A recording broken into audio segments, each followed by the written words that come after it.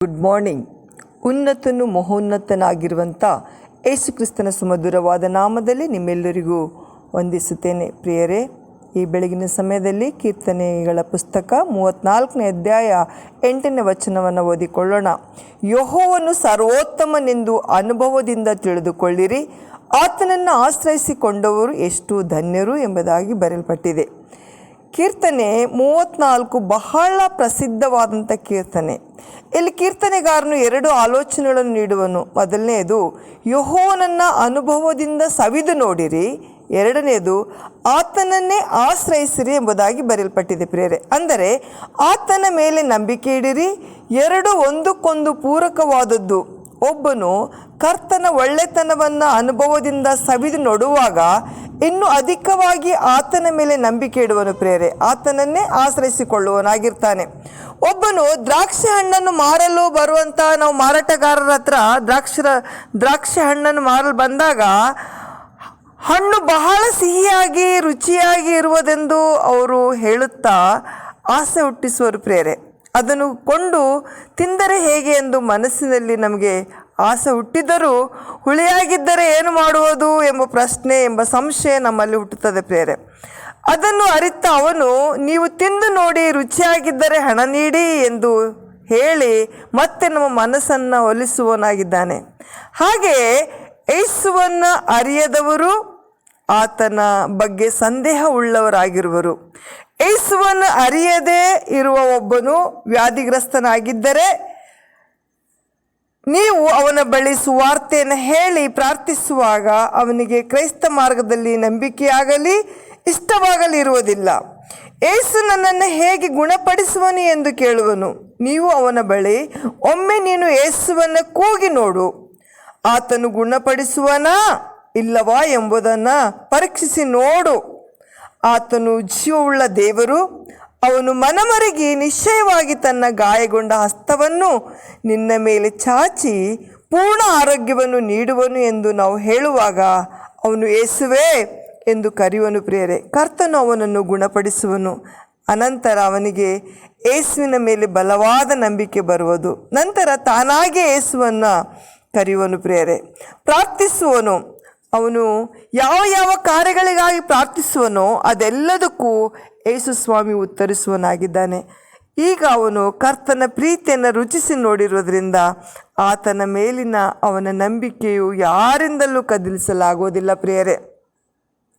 ಪ್ರಿಯ ದೇವರ ಮಕ್ಕಳೇ, ದಾವೀದನು ಯೆಹೋವನು ಸರ್ವೋತ್ತಮನೆಂದು ಅನುಭವದಿಂದ ಸವಿದು ನೋಡಿದಂತೆ ಕರ್ತನು ಆತನ ಸರ್ವೋತ್ತಮತೆಯನ್ನು ಸವಿದು ನೋಡಲು ಅನೇಕ ಸಂದರ್ಭಗಳನ್ನು ನಮ್ಮ ಜೀವಿತದಲ್ಲಿ ನಮಗೆ ನೀಡುವಾಗ ಅಂತಹ ಸಂದರ್ಭಗಳನ್ನು ವ್ಯರ್ಥ ಮಾಡದೆ ಆತನು ಸರ್ವೋತ್ತಮನೆಂದು ಅನುಭವದಿಂದ ಸವಿದು ನೋಡಬೇಕಾಗಿದೆ. ಪ್ರಿಯರೇ, ನಮ್ಮ ಜೀವಿತದಲ್ಲಿ ಬರುವಂಥ ಅನೇಕ ಕಷ್ಟ ಸಂಕಷ್ಟಗಳು ರೋಗಗಳ ಮಧ್ಯದಲ್ಲಿ ನಾವಿರುವಾಗ ನಿಜವಾಗಿಯೂ ದೇವರು ಸರ್ವೋತ್ತಮನೆಂದು ಆತನನ್ನು ನಾವು ಅನುಭವದಿಂದ ತಿಳಿದುಕೊಳ್ಳುವಾಗ ದೇವರು ನಮಗೆ ಎಲ್ಲದರಿಂದ ಬಿಡಿಸಲು ಶಕ್ತಿಯುಳ್ಳವನಾಗಿದ್ದಾನೆಂಬುದಾಗಿ ನಾವು ಅರಿತುಕೊಳ್ಳುವಾಗ ಖಂಡಿತವಾಗಿಯೂ ದೇವರು ಎಲ್ಲವುಗಳಿಂದ ಬಿಡಿಸಿ ಆತನು ಸರ್ವೋತ್ತಮನೆಂದು ಆತನ ಧೈರ್ಯದ ಆದರಣೆಯ ಮಾತುಗಳನ್ನು ನಮಗೆ ಕೊಟ್ಟು ನಮ್ಮನ್ನು ಧೈರ್ಯಗೊಳಿಸಿ ನಮಗೆ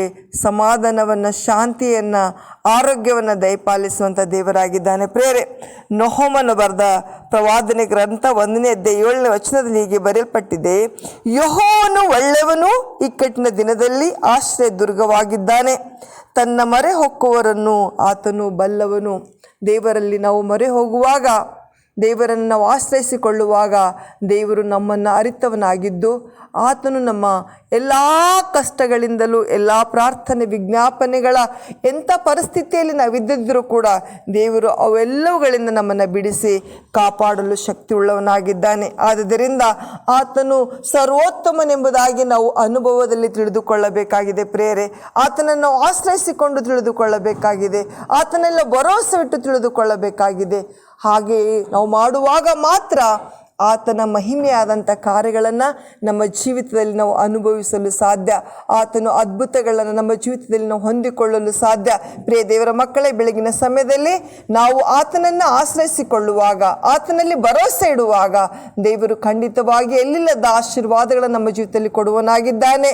ಮನುಷ್ಯರಿಗೆ ಅಸಾಧ್ಯವಾದಂಥ ಕಾರ್ಯಗಳು ದೇವರು ಸಾಧ್ಯ ಮಾಡಲು ಶಕ್ತಿಯುಳ್ಳವನಾಗಿರೋದ್ರಿಂದ ಆತನನ್ನೇ ಆಶ್ರಯಿಸಿಕೊಂಡು ಆತನು ಸರ್ವೋತ್ತಮನೆಂದು ಅನುಭವದಿಂದ ನಾವು ತಿಳಿದುಕೊಳ್ಳೋಣ. ಬನ್ನಿ, ನಮ್ಮ ಕಣ್ಣುಗಳನ್ನು ಮುಚ್ಚಿ ನಾವು ಪ್ರಾರ್ಥನೆಯನ್ನು ಮಾಡೋಣ. ಪ್ರೀತಿ ಸ್ವರೂಪನಾದಂಥ ಪರಲೋಕದ ತಂದೆಯಾದ ದೇವರೇ, ಅಪ್ಪ, ನಿಮ್ಮ ಮಹಿಮೆ ಉಳ್ಳ ನಾಮಕ್ಕಾಗಿ ನಿಮಗೆ ಸ್ತೋತ್ರವನ್ನು ಸಲ್ಲಿಸ್ತೇವಪ್ಪ. ದೇವರೇ, ನೀವು ಕರ್ತನೆ ನಮ್ಮ ಕುರಿತಾಗಿ ಎಲ್ಲವನ್ನ ಕರ್ತನೆ ಕೊಡುವಂಥ ದೇವರಾಗಿರುವುದರಿಂದ ಕರ್ತನೆ, ನಿಮ್ಮನ್ನು ಆಶ್ರಯಿಸಿಕೊಂಡು ನಿಮ್ಮಲ್ಲಿ ಭಯಭಕ್ತಿ ಉಳ್ಳವರಾಗಿದ್ದು ಕರ್ತನೆ ಜೀವಿಸಲು ಬೇಕಾದಂಥ ಕೃಪೆಯನ್ನು ನಮ್ಮೆಲ್ಲರಿಗೆ ಅನುಗ್ರಹಿಸಿ ಆಶೀರ್ವಾದ ಮಾಡಿರಿ.